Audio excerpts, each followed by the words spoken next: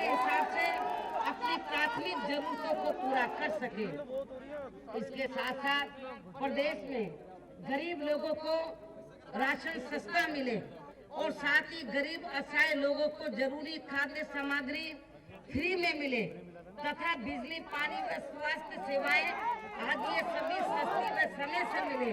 अर्थात इन सब मामलों में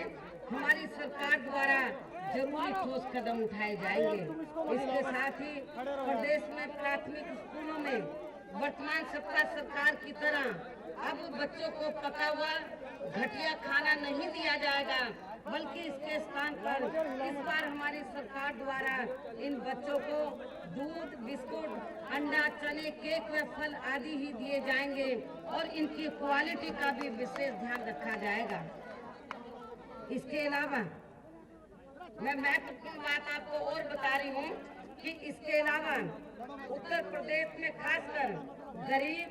मजदूर, छोटे किसान व अन्य मेहनतकश लोग भी जो वर्षों से यहाँ छोटे छोटे कर्जों में काफी बुरी तरह से डूबे हुए हैं और उनसे वसूली के लिए बैंक वाले आए दिन उन्हें परेशानी करते रहते हैं, जिसकी वजह से अभी तक यहाँ काफी लोगों ने तो दुखी होकर अपनी आत्महत्या तक भी कर ली है, जिसे गंभीरता से लेते हुए इस बार हमारी पार्टी की सरकार द्वारा इन सभी दुखी व पीड़ित लोगों के 1 लाख रुपए तक के कर्जे भी जरूर माफ कर दिए जाएंगे। अर्थात अब इनका ये कर्जा मेरी सरकार की ओर से अदा किया जाएगा। इसके साथ ही प्रदेश के गरीब लोगों को नियमों के तहत फिर से यहाँ सरकारी जमीनों के पट्टे दिए जाएंगे और जिन दबंग लोगों ने आपके पट्टों पर कब्जे कर लिए हैं उसे मुक्त कराया जाएगा और इस बार जिन्होंने कब्जे किए हैं उनको जेल की सलाखों के पीछे जरूर भेजा जाएगा। इसके साथ साथ यहाँ मैं फिर से ये अवगत कराना चाहती हूँ कि अब प्रदेश में आगे नए स्मारक, संग्रहालय में मूर्तियां आदि स्थापित नहीं की जाएंगी, क्योंकि ये सभी कार्य मेरी पिछली रही सरकारों में ही पूरे किए जा चुके हैं। अर्थात इस बार मेरी पूरी ताकत हर स्तर पर यहाँ प्रदेश की जनता को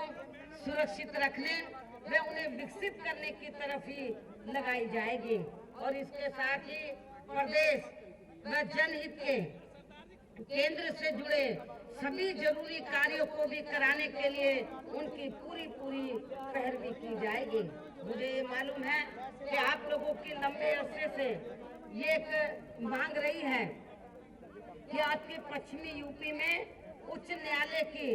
अलग से खंडपीठ बननी चाहिए। आप लोग लंबे अरसे से इसके लिए संघर्ष करते रहे हैं और जब लोकसभा का आम चुनाव हुआ था तो बीजेपी ने कहा था कि वो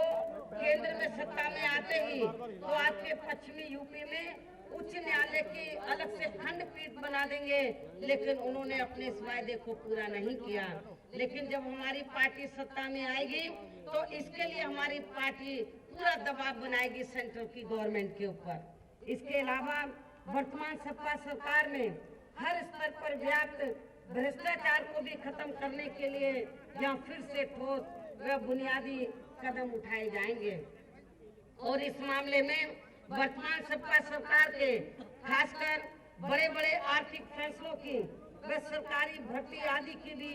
जरूर जांच करवाई जाएगी। इसके साथ साथ आपके जिले की आपके मेरठ में बागपत जिले की जनहित से जुड़ी जो भी स्थानीय समस्याएं होंगी तो उन्हें सरकार के खजाने को देखते हुए हर संभव जरूर दूर किया जाएगा। लेकिन सपा सरकार की तरह जहाँ बिना बजट के ही हवाई व खोखले शिलान्यास व घोषणाएं आदि नहीं किए जाएंगे और इतना ही नहीं बल्कि और आपके पूरे पश्चिमी यूपी के विकास का हर स्तर पर पूरा ध्यान रखा जाएगा। इसके साथ ही मेरी सरकार में खासकर कांग्रेस, बीजेपी व सपा के शासन काल की तरह यहाँ के लोगों का इस बार भी पलायन नहीं होने दिया जाएगा। जैसे कांग्रेस, बीजेपी और सपा के शासनकाल में यहाँ के लोगों ने पलायन किया, लेकिन मेरी सरकार में कांग्रेस, बीजेपी व सपा के शासनकाल की तरह यहाँ के लोगों का इस बार भी पलायन नहीं होने दिया जाएगा। जबकि इस मामले में सच्चाई ये है कि आजादी के बाद शुरू में यहाँ अपने उत्तर प्रदेश से रोटी रोजी के लिए मजबूरी में सबसे ज्यादा पलायन कांग्रेस पार्टी के शासनकाल में ही हुआ था। सबसे ज्यादा लोग कांग्रेस पार्टी के शासनकाल में पलायन करके रोटी रोजी के लिए गए थे। सपा के शासनकाल में तो खासकर प्रदेश के लोगों की अपनी सुरक्षा को लेकर यहाँ से इनका बड़े पैमाने पर पलायन हुआ है। और इनके अलावा लगभग पिछले 3 महीनों के अंदर तो केंद्र की वर्तमान बीजेपी की सरकार के चलते इनकी नोटबंदी की खास वजह से यहाँ अपने उत्तर प्रदेश से दूसरे प्रदेशों में अपनी रोटी रोजी के लिए गए लोगों का अपने को भूखे मरते हुए देखकर फिर वहां से भारी संख्या में अपने खुद के प्रदेश के लिए ही पलायन हुआ है। इसलिए खासकर पलायन के मुद्दे पर तो अब बीजेपी को यहाँ कुछ भी बोलने का नैतिक अधिकार नहीं रहा है, और न ही कांग्रेस को और न ही सपा को। इस प्रकार से बहुजन समाज पार्टी के पूर्व के रहे शासनकाल की तरह ही फिर से यहाँ उत्तर प्रदेश में हर स्तर पर कानून का राज कायम करने के साथ ही यहाँ सर्वजन हिताय व सर्वजन सुखाय की नीतियों पर आधारित